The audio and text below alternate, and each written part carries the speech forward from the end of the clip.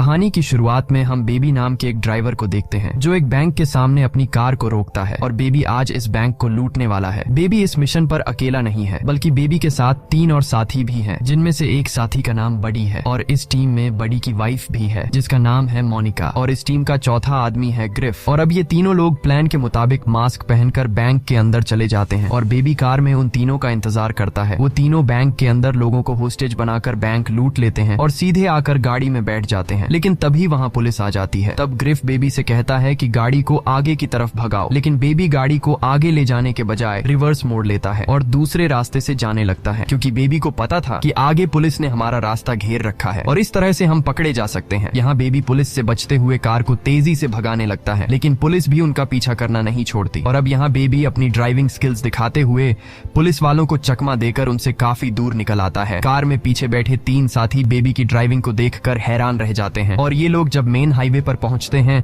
तब वहां उनके पीछे एक और पुलिस की गाड़ी लग जाती है और ऊपर से हेलीकॉप्टर भी उन्हें ट्रैक करने लगता है। लेकिन यहाँ पर बेबी समझदारी से काम लेते हुए पहले से बुलाई गई उन्हीं की कार की तरह सेम दिखने वाली 2 रेड कार के बीच में अपनी कार लाकर पुलिस को चकमा देकर निकल जाता है और एक पार्किंग यार्ड में पहुंच जाता है, जहाँ ये चारों कार को बदलकर अपने बॉस की जगह पर चले जाते हैं, जहाँ इनका बॉस पहले से ही चारों का इंतजार कर रहा था। असल में इनका बॉस इस पूरे मिशन का मास्टरमाइंड होता है, जो शहर के बैंकों को लूटने के लिए प्लानिंग करता है और लोगों को हायर करके उनसे चोरी करवाता है। आज इनका बॉस बहुत ज्यादा खुश होता है क्योंकि इसके लोगों ने बैंक लूट लिया है और बेबी की ड्राइविंग स्किल्स की वजह से इस बार भी पुलिस उन्हें नहीं पकड़ पाई। अब इनका बॉस इन चारों को एक एक करके उनका हिस्सा दे देता है और यहाँ पर एक हिस्सा बेबी को भी मिलता है। लेकिन ये देखकर ग्रिफ को गुस्सा आ जाता है और वो अपने बॉस से कहता है कि आखिर तुम इस ड्राइवर को हिस्सा क्यों दे रहे हो, जबकि पूरा काम हम तीनों ने अकेले किया है और बेबी ने तो सिर्फ गाड़ी चलाई थी। जिस पर उनका बॉस कहता है तुम तीनों बेबी की वजह से ही जिंदा हो, अगर तुम सबको बेबी सही समय पर वहाँ से नहीं निकालता तो पुलिस तुम्हें पकड़कर जेल में डाल देती। ये सुनकर ग्रिफ बॉस के होते हुए बेबी से पैसे तो छीन नहीं सकता था, इसलिए अब वो बेबी को छेड़ने लगता है। वो अपने साथियों से कहता है कि बेबी बहुत ही अजीब है, ये कुछ भी बोलता नहीं है और हर टाइम गाने सुनता रहता है। तभी ग्रिफ बेबी से चश्मे लेकर खुद पहन लेता है। ये देखकर बेबी को गुस्सा तो बहुत आ जाता है, लेकिन वो फजूल में किसी से भिड़ना नहीं चाहता था, इसलिए वो अपनी जेब से दूसरा चश्मा निकाल कर पहन लेता है। कुछ देर बाद सभी लोग वहाँ से जाने लगते हैं। तब बेबी अपने बॉस के साथ जाता है और बेबी का बॉस बेबी से उसके सारे पैसे ले लेता है। यहाँ हमें पता चलता है कि बेबी के ऊपर उसके बॉस का बहुत कर्ज है, इसलिए वो हर काम के बाद बेबी से उसका सारा हिस्सा ले लेता था। यहाँ बॉस बेबी से कहता है कि अब तुम्हें मेरे लिए सिर्फ एक और बड़ी चोरी करनी होगी, जिसके बाद तुम्हारा कर्ज पूरा हो जाएगा। तभी बॉस बेबी को पैसों की एक गड्डी देता है और वहाँ से चला जाता है। इधर बेबी भी अपने घर आ जाता है और उस पैसों की गड्डी को अपने सीक्रेट जगह पर छुपा देता है, जहाँ उसने पहले से और भी पैसे छुपा रखे थे। इसके बाद हमें पता चलता है कि बेबी एक अनाथ है। वो जब बच्चा था तब उसके पेरेंट्स की कार एक्सीडेंट में डेथ हो गई, इसीलिए बेबी ने ब्रैंडन नाम के आदमी को अडॉप्ट किया है। ब्रैंडन एक अपाहिज है और वो सुन नहीं सकता। ब्रैंडन को बेबी अपना पिता मानता है, इसीलिए बेबी हमेशा उसकी देखभाल करता है। यहाँ बेबी के पास हमें टेप रिकॉर्डर दिखाई देता है। असल में बेबी जहाँ भी जाता है तो वो उस जगह लोगों की बातें रिकॉर्ड करता है और घर पर आकर उस रिकॉर्डिंग का म्यूजिक बनाता है। इसीलिए आज बेबी ने अपने बॉस की आवाज रिकॉर्ड की है और बेबी आज अपने बॉस की आवाज पर धुन बनाता है। इसके बाद बेबी एक कैफे में जाता है और बेबी अक्सर इस कैफे में आता रहता है, क्योंकि बेबी को इस कैफे में काम करने वाली लड़की पसंद है जिसका नाम डेबरा है, इसलिए वो बार बार इस कैफे में आता है। साथ ही डेबरा को भी बेबी पसंद है, क्योंकि जब भी बेबी कैफे में आता है तो वह उसे देखकर बहुत खुश हो जाती है। इस तरह से दिन गुजरते हैं और एक दिन जब बेबी अपने घर में होता है तभी उसे बॉस की कॉल आती है, जो बेबी को उसके न्यू मिशन के लिए रेडी होने को कहता है। इसलिए अगले दिन वह अपने बॉस की जगह पर जाता है, जहाँ बॉस उसे अपने न्यू ग्रुप से मिलाता है, जिसमें से एक साथी का नाम ब्लैक, दूसरा जेडी और तीसरा एक चाइनीज होता है। और बेबी को अपना अगला मिशन इन तीनों लोगों के साथ करना था। यहाँ ब्लैक और उसके दोनों साथी बेबी के चश्मे और ईयरफोन्स को देखकर उसका काफी मजाक उड़ाते हैं और ब्लैक कहता है कि ये बर्गर बच्चा हमारे साथ टिक नहीं पाएगा। ब्लैक बेबी से पूछता है कि तुम कौन सा सॉन्ग सुन रहे हो, पर बेबी उसे कोई भी जवाब नहीं देता। तभी उनका बॉस इन तीनों क्रिमिनल्स को बताता है कि बेबी को टिनिटस नाम की बीमारी है, जिसमें इंसान के कान बजते रहते हैं, इसलिए बेबी हमेशा सॉन्ग सुनता रहता है ताकि उसे वो डरावनी आवाजें न सुनाई देने लगे। ये सुनकर वे तीनों बेबी का मजाक उड़ाना बंद कर देते हैं। इसके बाद बॉस इन चारों को अपने प्लान के बारे में बताता है और वो एक बोर्ड पर पूरा मैप बनाकर इन चारों को प्लान समझा देता है। और यहाँ जब ब्लैक देखता है कि बेबी प्लान सुनने के बजाय टेबल पर उंगलियों की मदद से बीट बजाकर एंजॉय कर रहा है, ये देखकर ब्लैक को काफी गुस्सा आ जाता है और वह बॉस से कहता है कि बेबी ने प्लान नहीं सुना, इसीलिए मैं इस बर्गर बच्चे के साथ चोरी करने नहीं जाऊंगा, क्योंकि इसके प्लान न सुनने की वजह से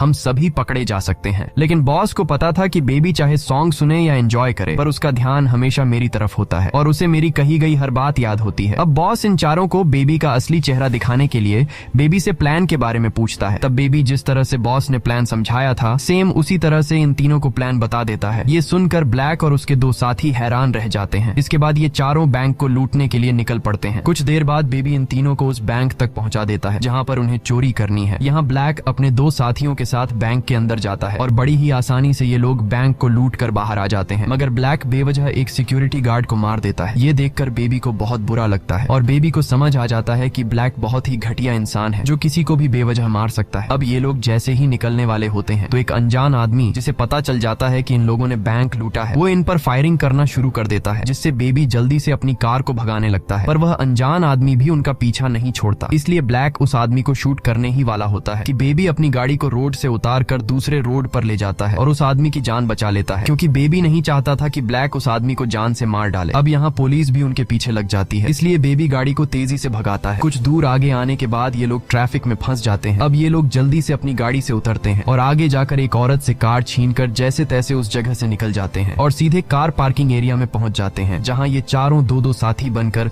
दो अलग कार्स में बैठकर अपने बॉस के अड्डे पर पहुंचते हैं। तब यहाँ बेबी सबके लिए कॉफी लाता है। अब उस मिशन को अंजाम देने के लिए इनकी 4 लोगों की टीम थी, इसलिए बेबी 4 लोगों के लिए कॉफी लाया था। लेकिन यहाँ आकर वह देखता है कि उनका वह चाइनीज साथी गायब है। तब बेबी ब्लैक से पूछता है कि हमारा वह चाइनीज साथी कहाँ गया, जिस पर ब्लैक जवाब देता है कि उसने अपनी गन रास्ते में गिरा दी थी, जिस वजह से हम सभी फंस सकते थे, इसलिए मैंने उसे मार डाला। ये सुनकर बेबी को ब्लैक पर काफी गुस्सा आता है, लेकिन ये बेबी का लास्ट मिशन था, इसलिए वह चाइनीज के मर्डर वाली बात के बारे में ज्यादा नहीं सोचता। अब यहाँ उनका बॉस सभी में बराबर बराबर हिस्सा बांट देता है और सभी लोग अपना अपना हिस्सा लेकर चले जाते हैं। लेकिन बेबी का बॉस हर बार की तरह बेबी से उसका हिस्सा ले लेता है और उसे सिर्फ एक गड्डी देता है और वो बेबी से कहता है कि तुम्हारा और मेरा हिसाब बराबर हो चुका है, अब तुम आजाद हो, लेकिन जाने से पहले तुम बस मेरा एक छोटा सा काम कर दो। वो एक कार की डिग्गी खोलता है जिसमें उस चाइनीज आदमी की लाश पड़ी होती है जिसे ब्लैक ने मार डाला था। बेबी का बॉस बेबी से कहता है कि जाते हुए तुम इस गाड़ी और इस आदमी को ठिकाने लगा दो और इसके बाद तुम पूरी तरह से आजाद हो। बेबी अपने बॉस की बात को मानते हुए उस गाड़ी को एक स्क्रैप यार्ड में लेकर आता है, जहां वो उस गाड़ी को कबाड़ में बदल देता है और उस चाइनीज आदमी का भी नामो निशान मिटा देता है। अब बेबी पूरी तरह से आजाद हो चुका था, इसलिए वो सीधा पहुंचता है डेबरा के पास और उसे डेट के लिए पूछता है, जिस पर डेबरा खुश होकर डेट के लिए मान जाती है। इसी तरह दिन गुजरते हैं और वो दोनों एक दूसरे के करीब आने लगते हैं। एक दिन डेबरा बेबी से उसके काम के बारे में पूछती है, जिस पर बेबी बताता है कि मैं पहले ड्राइवर था, लेकिन अब मैंने ड्राइवर का काम छोड़ दिया है और अब मैं जॉब की तलाश में हूँ। कुछ दिन बाद हम देखते हैं कि बेबी डिलीवरी बॉय की जॉब करने लगता है। इस तरह से दिन गुजरते हैं और बेबी अपनी इस जिंदगी से काफी खुश था। Baby part time delivery boy की जॉब करता और अपना ज्यादातर टाइम डेबरा के साथ गुजारता। लेकिन एक दिन जब बेबी डेबरा को एक रेस्टोरेंट में डेट के लिए लेकर जाता है तो उस रेस्टोरेंट में बेबी का बॉस भी मौजूद होता है, पर बेबी बॉस को इग्नोर करने लगता है। लेकिन बॉस जब बेबी को देखता है तो वो बेबी को अपने पास बुलाता है। बॉस पहले तो बेबी का हालचाल पूछता है और इसके बाद वो बेबी से कहता है, तुम्हारे जाने के बाद मेरा धंधा बिल्कुल भी ठीक नहीं चल रहा, क्योंकि तुम मेरे लिए बहुत लकी थे और जब तक तुम मेरे साथ काम कर रहे थे तब मेरा हर एक काम बिल्कुल सही से चल रहा था, इसलिए मैं चाहता हूँ कि तुम फिर से मेरे साथ काम करने लगो। लेकिन बेबी बॉस के साथ काम करने से मना कर देता है, जिस पर बॉस कहता है कि मुझे पता है कि तुम्हारे पास पैसे नहीं है और तुम डिलीवरी बॉय का काम कर रहे हो, अगर तुमने मेरे साथ काम किया तो तुम कुछ ही दिनों में बहुत सारे पैसे कमा लोगे। बॉस बेबी को बहकाने की कोशिश करता है और कहता है कि अब तो तुमने मेरा कर्ज भी चुका दिया है, इसलिए मैं अब तुम्हारे हिस्से से कोई भी पैसे नहीं लूंगा। साथ ही जब भी तुम मेरा काम छोड़ना चाहो तो तुम छोड़ सकते हो, लेकिन अभी के लिए तुम्हें मेरे साथ काम करना होगा। पर बेबी अपनी इस जिंदगी से खुश था और वो दोबारा क्राइम की दुनिया में कदम नहीं रखना चाहता था, इसलिए वो साफ साफ मना कर देता है। ये सुनकर बॉस बहुत गुस्सा हो जाता है और कहता है कि अब तक मैं तुम्हें प्यार से समझा रहा था, लेकिन अगर तुमने मेरी बात नहीं मानी तो मुझे पता है कि तुम डेबरा से प्यार करते हो, इसलिए मैं डेबरा को मार दूंगा और तुम्हें पता है कि मैं क्या क्या नहीं कर सकता। ये सुनकर बेबी डर जाता है और काम करने के लिए मान जाता है। अगले दिन बॉस बेबी को एक पोस्ट ऑफिस ले जाता है और उसे अपने भतीजे के साथ पोस्ट ऑफिस में जाने के लिए कहता है। असल में बेबी का बॉस अगला टारगेट यही पोस्ट ऑफिस था और वो चाहता था कि बेबी पोस्ट ऑफिस में जाकर वहाँ की हर एक चीज को ध्यान से देखे और पता लगा सके कि ऑफिस में कितने गार्ड्स हैं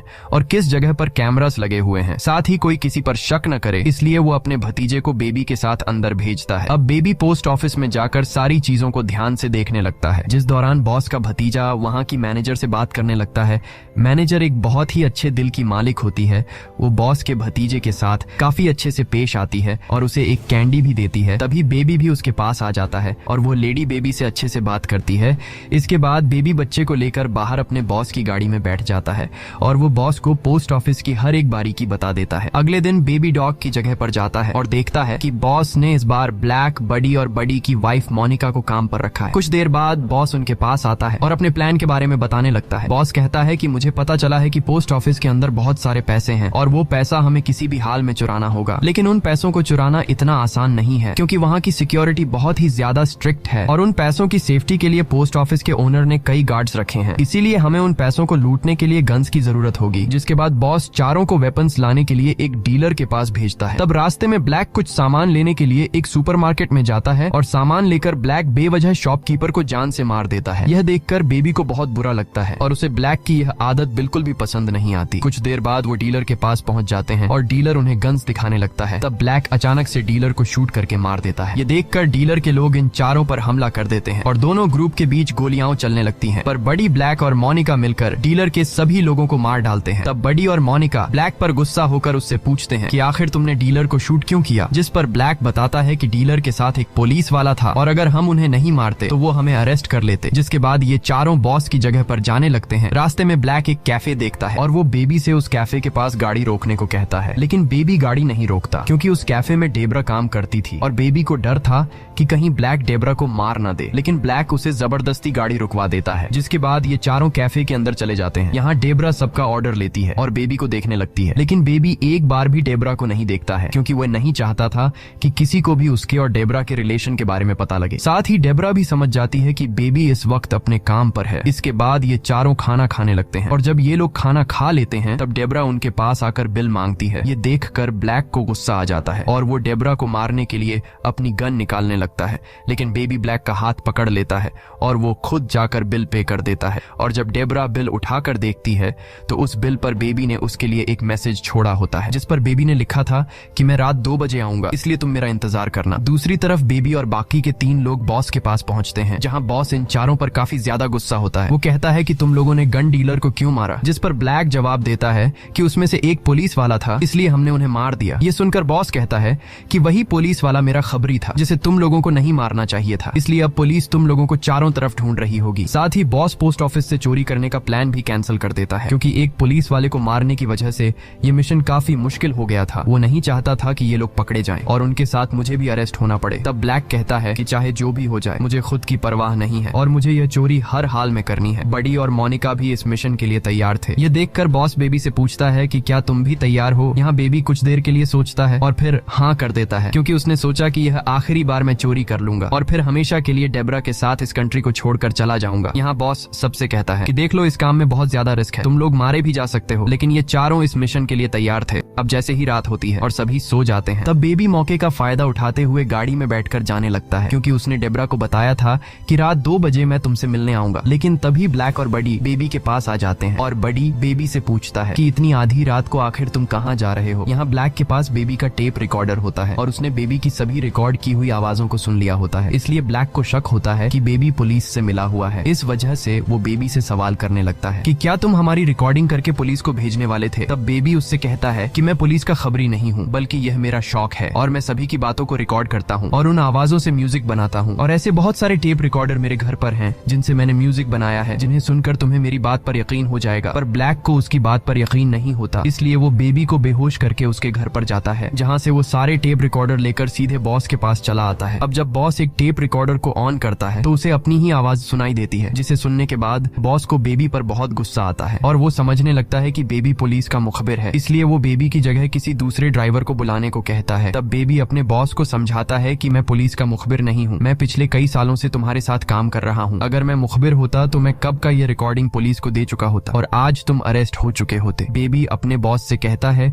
कि तुमने सिर्फ रिकॉर्डिंग सुनी है, लेकिन तुमने उस रिकॉर्डिंग का म्यूजिक नहीं सुना। तब बेबी अपने बॉस को उसकी रिकॉर्डिंग के साथ मिक्स की गई धुन सुनने के लिए कहता है और जब बॉस उस टेप रिकॉर्डर को ऑन करके सुनता है तो बेबी ने अपने बॉस की रिकॉर्डिंग से एक सॉन्ग बना लिया होता है। यह सुनकर बॉस का शक बेबी से खत्म हो जाता है और वह उसे दोबारा काम पर रख लेता है। अगले दिन बेबी उन तीनों को पोस्ट ऑफिस ले जाता है और तीनों जल्दी से पोस्ट ऑफिस के अंदर चोरी करने के लिए चले जाते हैं। तब बेबी उन तीनों का बाहर अपनी कार में इंतजार कर रहा होता है। उसी दौरान बेबी उस पोस्ट ऑफिस की मैनेजर को देखता है जिसने एक बार बेबी से बहुत अच्छे से बात की थी और उसने बॉस के भतीजे को कैंडी भी दी थी। यहाँ बेबी उस लेडी को इशारा करता है कि वो पोस्ट ऑफिस में न जाए क्योंकि अंदर खतरा है। वो लेडी समझ जाती है और वहाँ से चली जाती है। कुछ देर बाद वो लेडी वहाँ एक पुलिस ऑफिसर को बुला लेती है। तभी बड़ी, मोनिका और ब्लैक चोरी करके बाहर आ जाते हैं और ब्लैक उस ऑफिसर को शूट करके मार देता है, जिसके बाद वो कार में बैठ जाते हैं और बेबी को यहाँ से जल्दी भागने को कहते हैं। लेकिन बेबी उसकी कोई बात नहीं सुनता, क्योंकि ब्लैक एक बहुत ही घटिया इंसान था जो बेवजह किसी को भी मार देता था और आज उसे सबक सिखाने का दिन आ गया था। अब यहाँ ब्लैक बेबी से कहता है कि जल्दी से यहाँ से कार भगाओ, लेकिन बेबी उसकी बात मानने से इनकार कर देता है। ये देखकर ब्लैक को गुस्सा आ जाता है और वो बेबी के मुंह पर बंदूक दे मारता है और अब बेबी भी खुद पर कंट्रोल खो देता है। वह कार को फुल स्पीड से भगाकर सामने के ट्रक से टकरा देता है जिसमें सरिये रखे हुए थे और वे सरिये ब्लैक के बॉडी के आर पार हो जाते हैं, जिससे ब्लैक की डेथ हो जाती है। असल में बेबी का प्लान था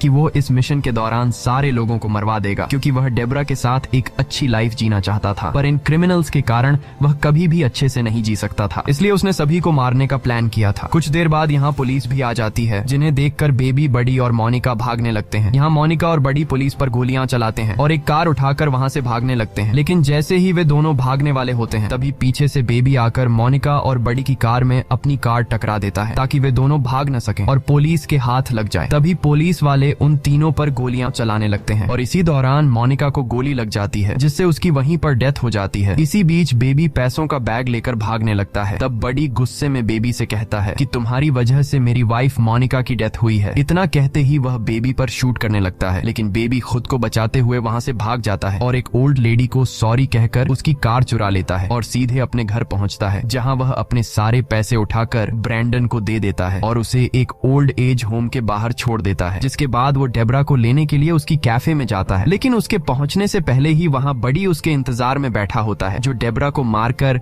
बेबी से मोनिका की डेथ का बदला लेना चाहता है। अब यहाँ बेबी बड़ी को बातों में उलझा देता है और बातों ही बातों में बेबी अपना गन निकालकर बड़ी को शूट कर देता है, जिससे बड़ी घायल हो जाता है। इसके बाद बेबी और डेब्रा दो लड़कों को गन दिखाकर उनकी कार चोरी कर लेते हैं और सीधे बॉस की जगह पर चले जाते हैं, जहाँ बेबी बॉस से अपने सारे कैसेट्स मांगता है, क्योंकि उन कैसेट्स में बेबी के अच्छे पलों की यादें थी। लेकिन बॉस बेबी पर गुस्सा करता है और कहता है कि मैं तुम्हें कुछ भी नहीं दूंगा, क्योंकि तुमने सब कुछ खराब कर दिया है। लेकिन बेबी बार बार अपने बॉस से कैसेट्स मांगने की रिक्वेस्ट करता है और कुछ देर बाद डेब्रा भी वहां आ जाती है, जिसे देखकर बॉस समझ जाता है कि बेबी अपनी जिंदगी की नई शुरुआत करने वाला है। इसलिए वो बेबी को सारे कैसेट्स दे देता है और साथ में वो बेबी को पैसों से भरा हुआ बैग देकर कहता है कि तुम्हें इस कंट्री को छोड़ना होगा एक अच्छी लाइफ की शुरुआत के लिए, क्योंकि अगर तुम यहाँ रहोगे तो पुलिस तुम्हें पकड़ लेगी और फिर तुम्हें जेल की सलाखों के पीछे रहना पड़ेगा। इसके बाद ये तीनों लिफ्ट से नीचे आते हैं और जैसे ही लिफ्ट का दरवाजा खुलता है तो सामने तीन लोग गन लेकर खड़े होते हैं। असल में ये तीन आदमी उस गन डीलर की टीम में थे जिसे ब्लैक ने मार दिया था और अब ये तीनों अपने बॉस का बदला लेने के लिए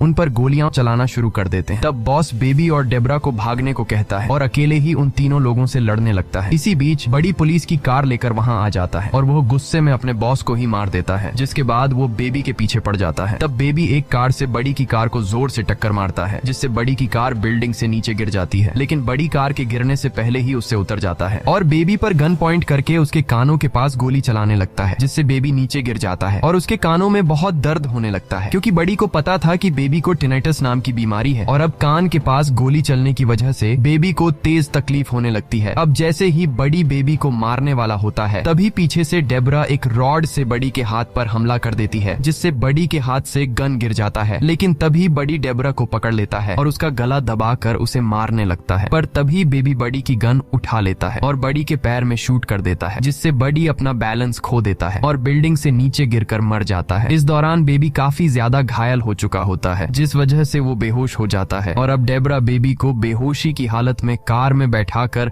वहां से निकल जाती है और इसी तरह सुबह हो जाती है। बेबी को अब होश आ चुका होता है। थोड़ी दूर आगे जाने के बाद डेब्रा अपने सामने कई ऑफिसर्स को देखती है जो बेबी को पकड़ने के लिए खड़े होते हैं। पुलिस को देखकर डेब्रा कार मोड़कर भागने वाली होती है, लेकिन तब बेबी उसे ऐसा करने से मना कर देता है और डेब्रा से कहता है कि अब समय आ चुका है मेरे गुनाहों की सजा काटने का, जिसके बाद वो पुलिस के सामने खुद को सरेंडर कर देता है। यहाँ से सीन शिफ्ट होकर कोर्ट रूम दिखाया जाता है, जहाँ ब्रैंडन और डेब्रा बेबी के हक में गवाही देते हैं। साथ ही पोस्ट ऑफिस वाली मैनेजर लेडी भी कहती है कि बेबी ने मेरी जान बचाई है। इन लोगों की गवाही सुनते हुए जज बेबी को सिर्फ 5 साल की सजा सुना देता है और अब हमें 5 साल बाद का सीन दिखाया जाता है, जहां हम बेबी को जेल से बाहर आते हुए देखते हैं और डेब्रा उसे लेने आई होती है, जिसके बाद ये दोनों एक दूसरे को गले लगाते हैं और इसी के साथ ये कहानी खत्म हो जाती है। अगर आपको ये वीडियो अच्छी लगी हो तो हमारे चैनल को सब्सक्राइब और वीडियो को लाइक जरूर कीजिएगा।